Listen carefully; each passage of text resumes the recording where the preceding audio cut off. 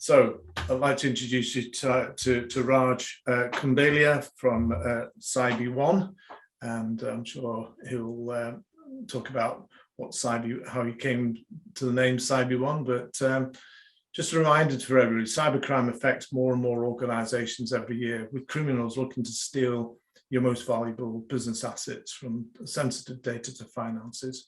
We monitor websites and the amount of people attacking websites. And you think, well, why would they attack my little sports therapy clinic website? Well, they do. They just do it. You're a computer. They can use you to hack other computers, and it doesn't really matter where that is. So today I'm delighted to be joined by my guest speaker, Raj Kundalia, who's the founder of cybersecurity training platform Cybione. He's going to take us through what you need to know to keep your business safe. So over to you, Raj. I will stop sharing so that you can now share. Brilliant. Hi all. I'm just going to share my screen. So thank you, Peter, for the kind introduction as well. So before I start, let me get this up. So how did I come up with the word Cybione? Like Obi-Wan Kenobi, I'm the only hope. A huge Star Wars fan, but when it comes to cybersecurity, I found when you work with a partner, it's trust, which is really important for me. Working with an ethical organization, I'm very ethical with my approach, and I do loads of presentations for schools. I do a lot of help on like cyber helplines and various other means to help the public as well, to give back. So just a bit about myself, how I got into cybersecurity. To be honest, I actually, it was one of those scenarios where I was involved with a project. And this project involved controlling a vehicle. And I had to get something called a penetration test, a pen test, which is known as an ethical hack. A hack. Yes, there is such thing as an ethical hack, where someone actually comes in and hacks one of your applications or your website, anything that's connected to a network or the internet that somebody can access. So within 30 minutes, they were able to hack this app that I created and drove this car off the road. And that was the first real shock to me, thinking, well, I could have designed something. If I didn't test it and it went out to the market, this could have, this could have been, caused harm to a family member. It could cause a lot of disasters on the road or even globally. So then when I started to research a bit more into this and thinking, why aren't more of my projects, because previously I was a digital project manager, why aren't more of these projects having some kind of security testing or when it's done? And the more I dug deeper, I realized actually even some of the big companies weren't doing these tests. And this was back in 2015. It's matured a lot since then, but there's still a lot of companies that don't do this security testing. So I've got about just over 10 years experience now. So I worked in various projects. I've worked in the cybersecurity space for over 10 years. And I work with various companies from actually understanding what the business is, depending on what they provide from different services. It determines what kind of cyber risk they're involved or what they're impacted by. So it's very important to understand which industry you operate in. Based on the industry you operate in, there's cybersecurity standards that you need to follow. So just to go through, so over this presentation today, I'm just going to go over what is cybersecurity. Because when you think about cybersecurity, it's a negative word as well. I'm going to try to flip that as well with some of you. That is actually an enabler for your business. Because if you've got a lot of big corporate organizations are now looking at, have you got your cybersecurity in place? Have you got your house in order? How do you do that? So it also becomes attractive to investors, also other larger companies to work with you as well, especially if you're trying to work with the likes in the public sector, with NHS, the government, and trying to maybe work with those big corporate organizations, because this is what they look at. Why would a cyber criminal target you? And Peter mentioned about the health clinic website. I'll tell you the reason why. Why would someone target you? Understanding your digital footprint, what's currently out there. We're all on social media and various applications now. And how do you reduce this risk? and how do you keep you safe? So I'm a firm believer not only keeping yourself safe, also your employees, your staff, your family, your children, your grandparents, anyone that you're connected to, because they have a direct link into you, which if any of those links are compromised, that's a link into you or your business that can obviously have a impact as well. So right now, I just want you to all picture your house. So you lock that door at night, you probably close that window as well. And you maybe even have a CCTV camera that you add in. This is probably a reactive buy when you buy a CCTV camera, usually fear related, or maybe you've been burgled previously, or maybe you're or in the area that you've been asked to get some kind of CCTV. So you feel safe. Or you may leave your house and you flick it on. So overall, you're responsible for that. So most of us have internet at home, so we have a router. That router then connects to an internet service provider, which is the ISP, could be BT, Sky, whoever, and connects to the internet.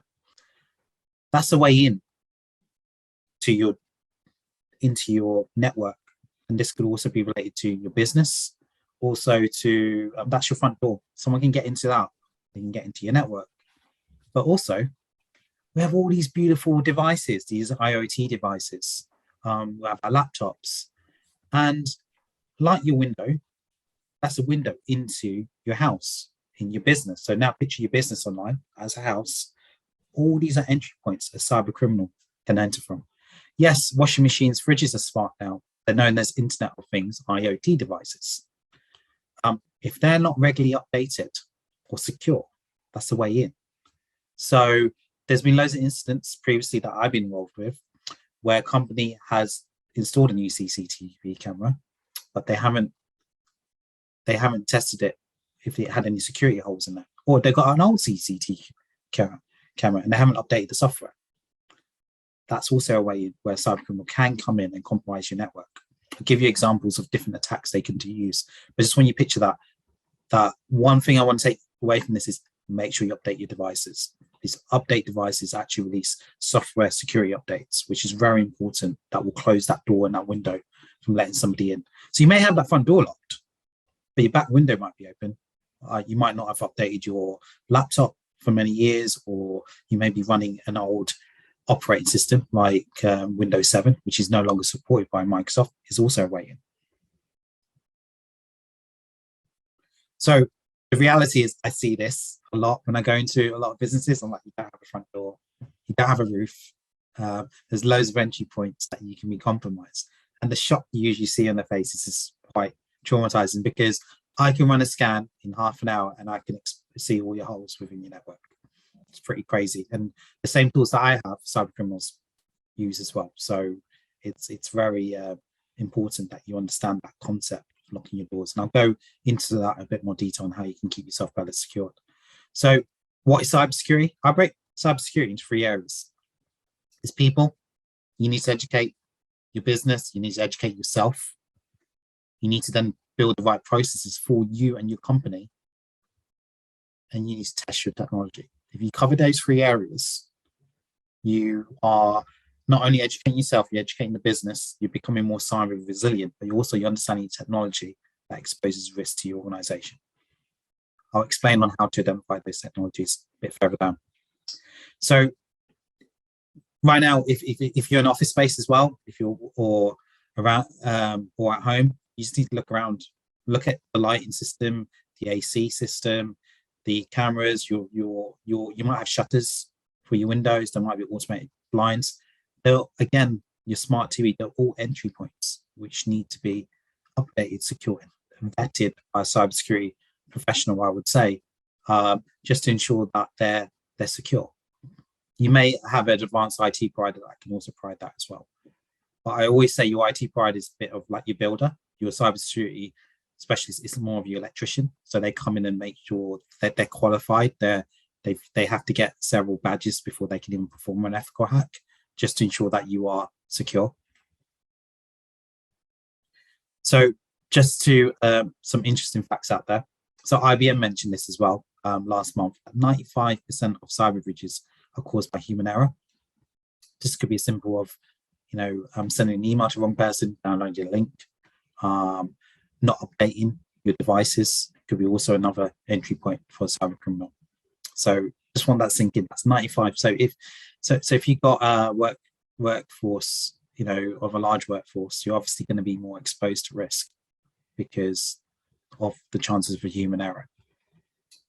This is a global stat, so you can imagine every minute is costing the global economy 11 million. Every second, that's 190,000. In the UK, though, every 90 seconds, about 20 seconds, a company's been hacked successfully. So we've been talking for about over 10 minutes. So that's like 30 companies right now in the UK. That's small to medium size companies, so micro companies, SMEs, small medium enterprises have been compromised. So if you're thinking, that's 30 companies that have already been compromised right now. So it is a growing threat as well. Due to COVID, I think cyber crimes increased by 300%. So why would a cyber criminal target me? Why would they target you? Well, like I said, if you let your front door open, let all your windows open, and you told everyone that you're going on holiday, like on Facebook or Instagram, taking pictures of, and they know you're not in, and your front door's open, you think somebody's gonna come in and maybe steal something or have a look around, or if you left your keys in your car and left it on and you left, you think your car will still be there in a week's time. So, as I mentioned, the educational part, a lot of cyber criminals can just scan a network or an IP address. The IP address is where the domain sits behind as well. So like Google has IP address underneath it. But if cyber criminals will scan a network or an area and they'll get a ping. And that ping is, oh, that window's open, that back door's open. I can compromise that. Or I'm going to put an ad out there and hopefully someone answers it or fills in my question on Facebook about what Spartan warrior I am, which a lot of us do on Facebook and provide all these surveys. The cyber criminals working behind that. So, and people will be surprised what information they'll give away. They might be asking for information about your boss, where you work, and trying to say what kind of person you are. And that's what information they're trying to gain. They're trying to gain some kind of personal identifying information about your organization. So why you'll be targeted? Well, the fact is, if you make it easy for them to walk in and out your business or your house and make it easy for them to compromise you, or you fill out that questionnaire, or you download that link, which can be malicious software. And I'll go through those examples a bit later, but you can simply download a document where your network's compromised and the cyber criminals a backdoor in to your network and your organization where they could compromise you even further. So if you make it easy for them, why wouldn't you? And you're probably thinking, oh, they're probably going to target these big companies out there. But the reason why these big companies are on the news is because they're big companies. They're not, like, no one's going to talk about my company being compromised on the news because it's just, it's a small company. But a large company that holds a lot of data, it makes a better news story. So how do attacks happen? Phishing. I'm sure we all receive those HMRC emails, TV license emails that we get. But also this is probably 90% of probably the preferred method for cyber criminals. Is probably 90% of all intrusions happen with a phishing email. So it's very important to know what to look out for. You're probably thinking previously there's been a lot of bad grammar mistakes on there. They're getting a lot more clever in their emails now. It might look like it's coming from your CEO or another member. I've seen a lot of, and usually a phishing email, there's some kind of urgency there. They're asking you to log into something to provide your username and password. So what I say about how to handle phishing emails, just be mindful, take a breather and read that email. If it's from your director and asking for something urgently, is there another way of contacting them? Can you ring them directly? Or can you go over, if you're in the office, go and speak to them? Because this is how cyber criminals will trick you. Malware, this is where you get a malicious piece of software that might be attached to an email, which you download, which then affects your machine, which is the way in. They could cause a ransomware attack. And I know I think it's about 2017 where we had WannaCry, where the NHS network got encrypted.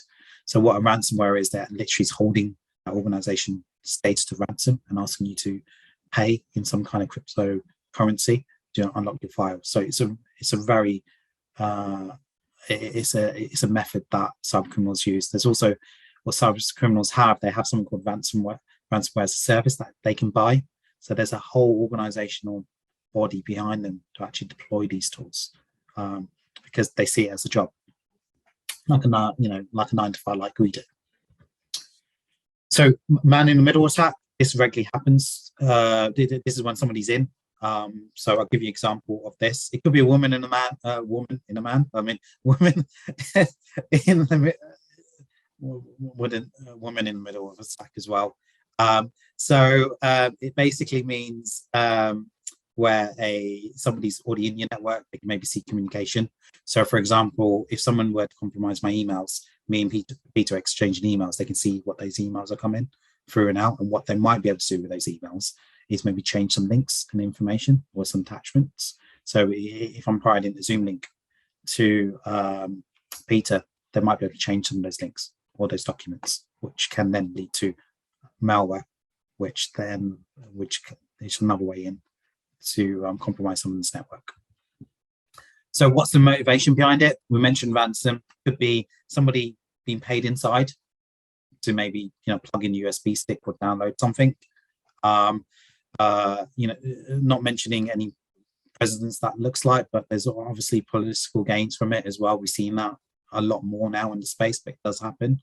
Competition, it happens with different countries competing against each other. You can just, let alone look at on the other side of the world, around Asia, how they duplicate a lot of stuff. Would you say, have we duplicated, or have they? There's still plans and blueprints as well. Cyber war. So a lot of us are seeing a lot of this. I'm going to be honest with you, this has always been happening. It's just become a bit more of a highlight because of what currently has happened, but this has always been going on. There's maps out there. All I would say, if you get a chance, is type in DDoS attacks online happening. You get live cyber attacks on a lot of these websites will actually show you what's currently happening right now. Not to scare you, but it's continuously happening. So where do you start? So we mentioned training. So coming on to live streams and training, or doing some kind of online training or awareness training. It's very important that you educate your organization, not only what threats to look out for, but also understanding what processes and best practices that you can apply within your organization. So also understand your digital footprint. So understanding what social media accounts you use, what business social media accounts you use as well, because like us, when we're, if you're a salesperson, you're probably looking at what somebody is posting online, what event they're going into, maybe doing some bit of recon, learning about the history. Cyber criminal has access to the same information. So I can find out where you went, where you live. I can find out maybe information about your family. It's also about your business. This is why I always say about your company. If you invested in a new CRM system, some people post about that. They may be posting about a new partnership. There's also opportunities for cyber criminals to get that information and maybe create some fake profiles, accounts, or emails to compromise that deal, or because they've got that information they can go by. So the other area that would start is if you look at your business right now and look at all the applications you use from CRM, Microsoft, your phone, what you use day to day in your business to carry out your operations, is put a level of risk towards it. What's the likelihood of that being compromised? And if it did compromise, what's the impact to you? So if your phone got stolen, can you reset it? Can you lock it? Can you track it? Can you wipe it? With your laptop, if your laptop got lost, is how quickly can you replace it? How quickly can you lock it? There's a lot of different mechanisms out there at the moment where you can lock your laptop, where cyber criminal won't be able to enter it. But it's just to understand these things. CRM systems. When you've got a CRM system, I always say go to something that's cloud related, not that's not that you don't build it in-house. If you do build it in-house, not saying don't do it, you're very responsible for that data and the security testing of it. So it can be a lot more costly to you to maintain that. As well as if you do use a cloud service, ask yourself, have I done any security testing on it? Did I have any security badges? I'll go through example of what security badges to look out for. And where's that data kept? So the UK data still needs to be kept in Europe because we're still governed by GDPR. Even though we're no longer part of EU, we still are following the guidelines for GDPR. If your data is stored in the US, that means your client data is in the US and they're not complying with GDPR. So just be mindful of that as well. So 3 types of risks: human risks. We talk about 95% of all which is down to human. Natural disasters, that's a risk as well, but also that could also affect your business in other ways. You got technical risks as well, like when you don't update, or you may have an iPhone, but if there's a new vulnerability that has been released and Apple don't patch that on time, that exposes technical risk. But also what happens is when there is a technical risk on a software, it gets published online, which cyber criminals have access to. Maybe not everyone. So maybe there's a vulnerability on Windows 11 right now, and they're saying they're patching it, and a patch is doing an update, a security update. Once they do that security update, not everyone will update their laptop. So what a cyber criminal will look out for, look for that vulnerability in your laptop on that Windows 11 operating system, which they can exploit. So as soon as a software update does get released, recommend try to update your device straight away when you're able to. Appreciate you're busy and you think I'll maybe do it later, but find time to update it. And with most insurance policies, they recommend that you do it within 14 days. I reckon you should do it within 7. So benefits of having a good risk management, like I mentioned, it's trying to build that habit. So it's trying to, so when you look at investing in new technology or anything that's connected to your network, internet facing, it helps with business decision. Sorry, did someone say something? We're speaking. Yeah. And helps, it helps with decision making. You can also delegate throughout the organization. Maybe you feel like, you're so busy with the running of the business, or you maybe want to champion people within the organization to help you with that decision-making process. Also find, you basically build a culture and a foundation of when something does happen, a threat, how to better respond to it, because you've had that training. Remember I mentioned the processes earlier. So when you do get compromised, do get breached, there needs to be a process internally. How do you handle that? Because under GDPR, if you do suffer breach, you need to report it within 72 hours to the ICO. Also recommend, I don't have a link here, but I also recommend you go to the ICO website.org. It has guidelines on there as well. And the ICO is there to help. Don't feel like they're there just to hand out fines as well. So I'm not going to do that. So just want to emphasize this: cyber risk management is not separate to what your company wants to achieve, but should support your company's objectives. So build that in with all your decision making when you make a business decision. Asset management. So I always say make a list. I spoke about risk earlier. I said it's very important that you make a list of all your what you have in the organization. So, I made a quick list here. Also, it's very important to understand when that device is no longer going to be updated or supported. So a perfect example is iPads. They have an expiry date. So they're going to have a point where you can no longer update that software. What happens when you can't update software? They won't be able to get the latest security updates, which a cyber criminal can compromise. And what I mean by cyber criminal can compromise, they can actually get in there and steal data off you, maybe try to get some more financial information from you, which they can use to maybe, steal some money off you, or some kind of financial gain, or there's information on there which they can sell on the dark web.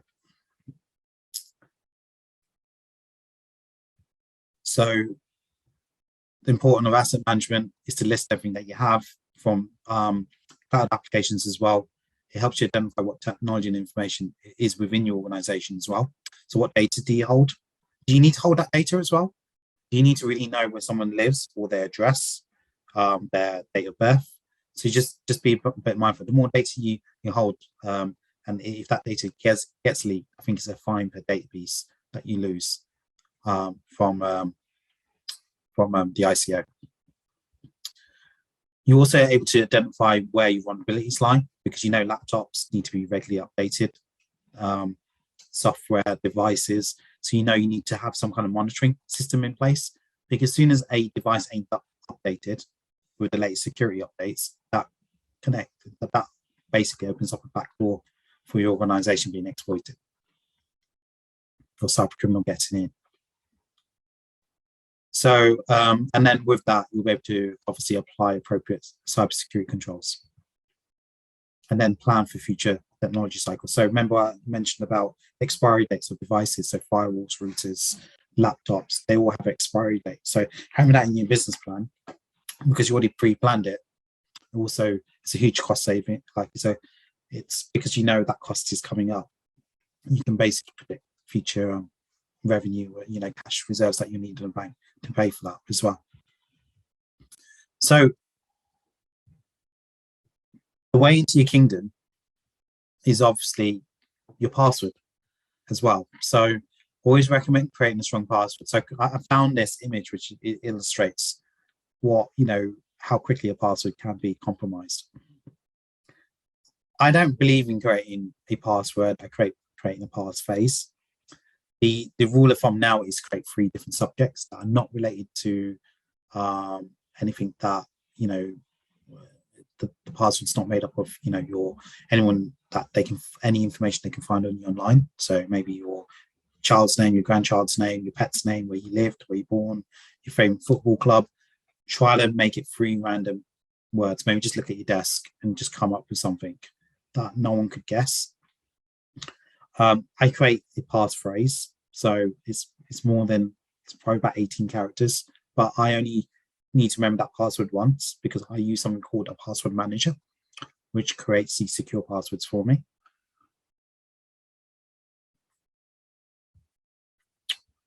So I mentioned this, how I got into cybersecurity, which was that penetration test, which is an ethical hack. So I just want to explain to you what that is. So right now, what cyber criminals do, they externally look ways in to your organization. How can I exploit that router, that firewall, or even that cloud service? How can I get into your organization? And that's why we perform external ethical hacks to actually test the external of your business. Is it secure? Is that door locked? If I open that door, what can I do once I'm inside? That's when we also perform an internal pen test. So if a cyber criminal, like I said, from that malware or that man in the middle attack, if someone got into your network, what can they do once they're in? If I was sitting in your business right now, connected to your network, what can I do? So we talk about ring fencing in cybersecurity, where we lock down users so they only have access to what they need to. So if a cyber criminal does get in, what can they do? So this is also very important, not only to test externally, but also internally, because like I say, a simple download or simple not doing an update could be a way in where a cyber criminal can do that internal attack. That's why I recommend that if you do have, I know a lot of us work from home at the moment and hybrid, but we still have a office location which we may VPN into, which is a virtual private network, which is a secure way to connect to a network or a database. That network, like I said, it's like that house, it's your business network, which a cyber criminal can get in and do an internal attack as well. So importance, I would say it's very important to back up your data. Microsoft also recommends in their T's and C's that you use a third party to back up your data, because depending what level of license you've got, I think the lower licenses, they can only back up your data up to 30 days. The other license is for 90 days. So I always say, which ones I recommend? I'd say just find someone that has actually a cloud storage somewhere that you can back up. And obviously, your more sensitive information, try to find, maybe have that as another backup as well, just in case. Just ask yourself, what data is very important to you and what data is very important that you do back up.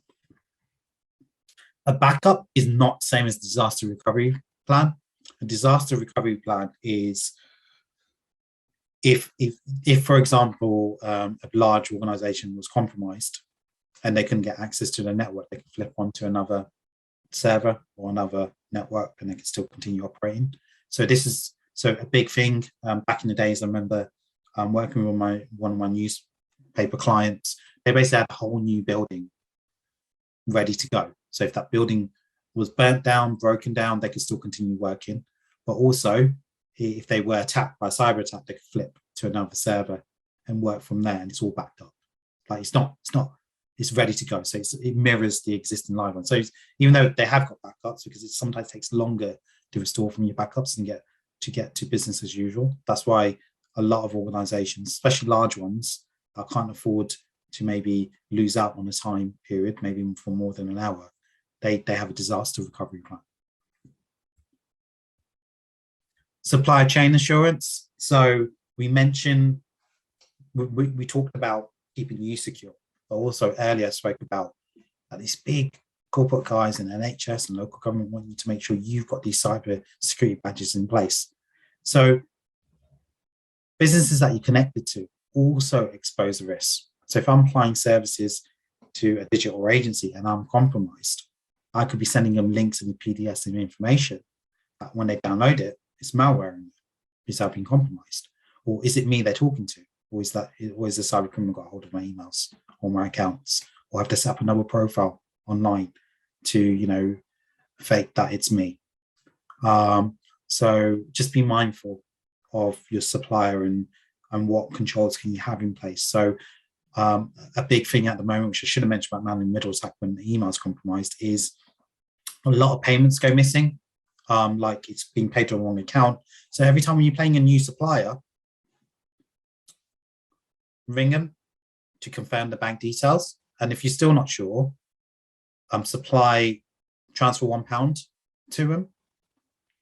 You may use different business apps like the Starling Bank app, which I saw from one of my clients. It asks you a series of questions saying that, do you trust this person? Do you know this person? Have you paid this person previously?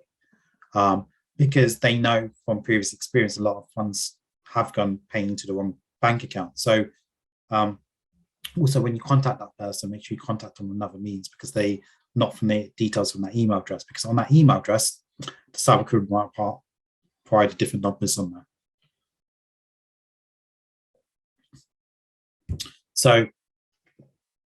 So these big corporate organizations, they have a vetting process for you to become a supplier. And this is the reason why, because your supply chain causes risk to you as well. So something that I highly recommend that you go on. So the National Cybersecurity Centre, our government have created 10 steps of cybersecurity. So everything I've covered, there's free information, there's free guides out there on the internet right now, which you can go on, and it covers 10 areas. I'm not going to go through each of these 10 areas, but there's a lot of information on there. So I recommend that if you want to know where to start, I would say, it is a good source of, it's a good place to start, because it works on the foundations, but also it's aligned to all these big international and national standards that the government are trying to push out there as well. So a good badge to go for, especially if you're starting and you're worried about cybersecurity. Cyber Essentials. It was launched in 2014 because the government saw cyber threats increasing and businesses weren't doing the bare basics. So everything I mentioned about updates, educating, it covers all of that within that badge. And the first badge has about 80 questions. It covers certain areas about you and your business, which then is verified by a cybersecurity professional, and then you get a badge. And that lasts for about 12 months. You also get free cyber cover of it, as long as you're compliant. There's different levels, but the free version, they'll pay up to 25,000 if you suffered a breach, but you have to stay compliant with that badge, which people don't realize. They go for that badge and then not stay compliant. So it's very important that you adhere to those controls, as well as your IT provider or a cybersecurity expert can help you with that as well. Cyber Essentials Plus, it's once you achieve the stage 1, which is also known as Cyber Essentials Basic, you can only go for the plus once you've achieved that, and that's actually a cybersecurity professional that will validate, seeing if that questionnaire is true. So they will scan you. So not an ethical hack. What they do, they'll do a scan. They'll do a scan of your network, and they'll do an internal scan of your network just to see if your doors and windows are shut and there's nothing that's been outdated or areas that a cyber criminal can compromise. They also look at how they do some workstation builds as well. So your laptops, making sure that they're built to a certain standard. And they check for some policies and do some mail filtering. So they check for your patch management policy, which is the updates that I mentioned. They also test for your, they also check your password policy, which I mentioned, about creating those 3 separate words. So it's very important that you have that in place. That's why I just say that Cyber Essentials Basic, a lot of people say may fill out the information, but make sure that you do have those policies in place and procedures in place that you mention on there. Because if you do get breached, the insurance policy will ask for, the insurance provider would ask for. So 5 steps to Cyber Essentials, which is controlling your data, the use of firewall. You have a firewall in place, how regularly do you update it? So there's best practices involved in there. Do you use any kind of antivirus, secure software? Antivirus picks up probably only 33% of phone threats, but it doesn't mean if you haven't updated your device, the antivirus may not pick it up as well. So make sure that you still do update your device and keep the antivirus regularly updated as well. There's also something called advanced AV, which is the likes of, there's other ones out there like Sentinel-1, Reroute, Bitdefender. They're a bit more advanced, where you get cybersecurity professionals updating those regularly, and they come with guarantee as well, especially with some of the ones that if your device is compromised and you have that installed, they have a warranty that will pay out probably about something like $1,000 per device that's been compromised. I mean, some of them are so can basically say that if you apply a software correctly, the chance of you getting compromised or breached is very, very high, unlikely. But I would never say there's no such thing that you never get compromised or breached. I would no cybersecurity professional will say that to you. I would say it's just a matter of when, and when it does happen, do you have the appropriate controls in place? Keeping your devices up to date. I can't stress this enough. Please keep your devices up to date. My wife doesn't, so I have to go around and always update her phone. I have to update all the devices. And I'm glad she's not in the house today, but that's something that I have to always go and check, make sure that I got the latest software updates, make sure she's updated, because she could be away into my home network, for example, if she got compromised. Protection from malware. So antivirus or the advanced antivirus, making sure you've got something that can pick it up. To detect it is very important. They might not be able to pick up all of them, but it's better to have something than nothing. So some of the badges we mentioned about Cyber Essentials. Cyber Essentials is known as a national standard. IASME governance is also known as a national standard, but that's more of works towards more of an information security management system, building a process in place for your organization. It's also a stepping stone to ISO 27001, which is the information security management certification, which is a fully built information security management system, which is internationally recognized. And those information security standards make up GDPR. So that ISO standard is very powerful that people work towards. They know, organizations know, especially big corporate organizations, ask you to try to achieve ISO 27001 or work towards it, because it can be a costly exercise, because they know what processes you have in place, because it touches all the things I mentioned about supply assurance. If a breach does happen, you have, you validate risk. You also have appropriate controls in place, and you have documents in place that would adhere to a lot of insurance policies as well. So overall, it reduces your insurance premium. So I would always adhere, most companies in the UK probably aren't compliant with GDPR, but I would say work towards an ISO 27001 standard. But before you start that, I'd say Cyber Essentials is crucial. Working to IASME governments, because it's a lot cheaper to achieve IASME governments than ISO 27001, but it's a stepping stone, because when you do want to achieve ISO 27001, it's not a big step. As well as if you're going for ISO 27000 right now, it's a huge step, because at the moment there's 142 controls. That's going to change to 97, I believe, because the standard's just recently been updated this year. But there's more going to be about, and because ISO 27001's changing, GDPR slightly is going to change, because they make up the information security controls. So so that's me ending now. So that's just an overview of cybersecurity. Why would a cyber criminal target you? Well, if you make it easy for them, why wouldn't they? They'll walk into that front door if you left the door wide open. Understand your digital footprint, what's out there, what services you have from cloud services, what you use, not even in your business, but also in your daily life.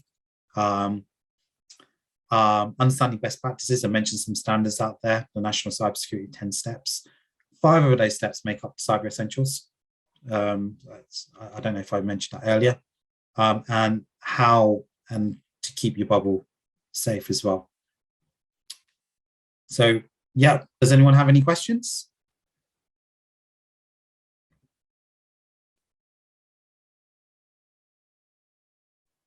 I do, Raj, if that's okay.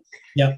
Pat, you mentioned earlier on about the VPN, but how safe is your VPN? Because I'm at home today, I was in the office yesterday, I log on via a VPN, and you've concerned me a little bit. So how safe are they?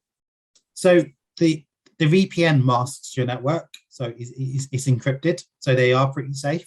But VPNs out there, there's a lot of cheap VPNs out there. Always recommend going to one that's well known in the market. But you only need a VPN if you're connecting to a corporate network, which you are. Yeah. Personally, if you're not connecting to any networks and you're maybe using Office 365 in your standalone company, as long as when you're visiting a website, it needs to have the HTTPS, that padlock in the corner on the top, because that also encrypts anything that you type into that website as well. Does that answer your question? It does, thank you.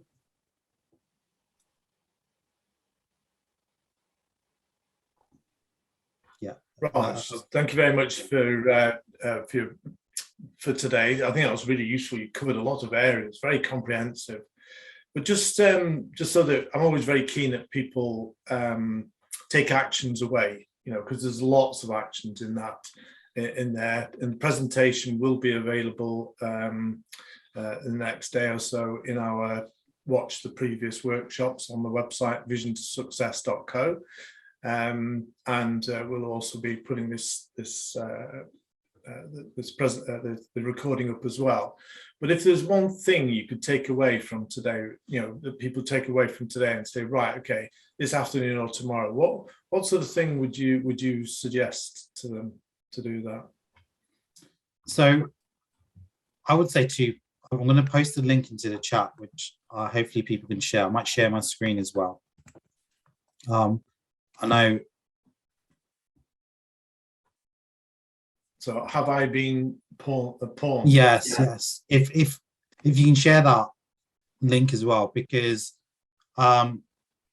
it's a free service. So if you got your work email address and your personal email address, all I recommend is that if I share my screen quickly, right, you can type in your email address in there. If I just type in, which I know which one has, everyone has access to this because it's on my LinkedIn. So if anyone see, it says this one has been, but I know when I was so what this website tells me is if I've been part of any data breaches previously, where you may be secure, but the applications that you use may have data breaches, like Google or here. Canva got breached in May 2019, and my email address and my password was exposed then. So if I haven't changed my password since then, and I've got the same password across all my other accounts, that cyber criminal has access, could probably get access to my Google, my Facebook, and so on. So it's very important that you don't use the same password, but also it's very important that you try to monitor yourself somehow. And the way you can monitor yourself on here, it's a free service. You can notify me on top here. That's one. The other one I recommend is going onto this website. It's National Cybersecurity Center, the NCSC website, and look at the 10 steps to cyber security. There's a lot of training on there,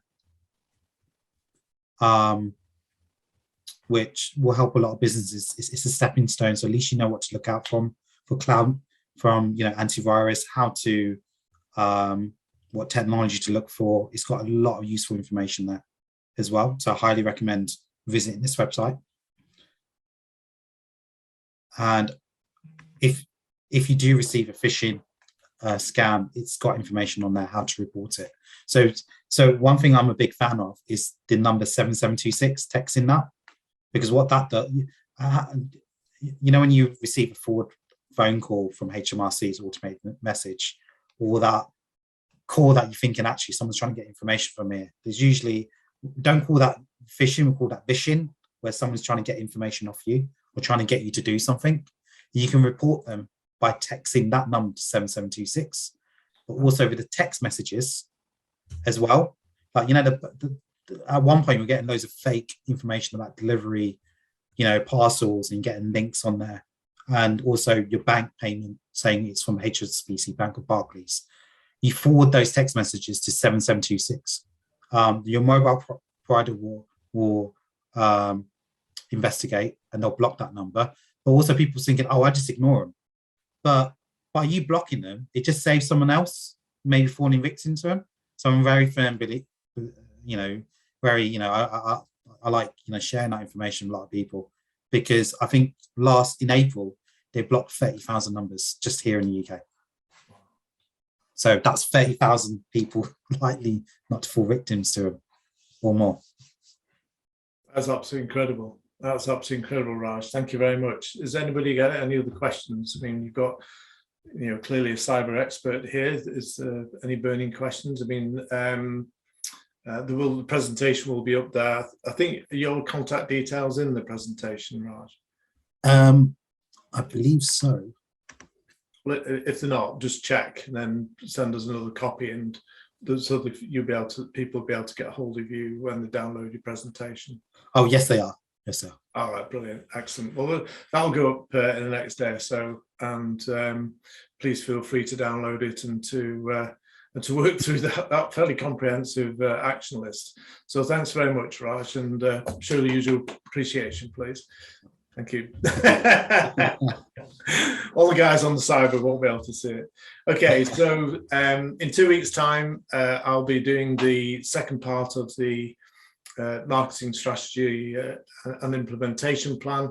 This time we'll be looking at all the sort of, we call them marketing recipes. What are the things that you would do for a certain sort of business, and how does that translate into marketing activities that will make a difference to your business? So I'll wind it up now. It's just coming up to 12 o'clock. So thank you very much for all attending. And if you've any ideas or speakers or things you want to hear about, then please let me know, or let Rachel know. You're welcome to join us on the NetHub Vision to Success group. And we also have the WhatsApp group. And again, please email myself or Rachel if you'd like to be added. And we'll be putting up additional information and advertising, sort of promoting the next event and so forth. So thank you very much, and look forward to seeing you in 2 weeks' time. Cheers.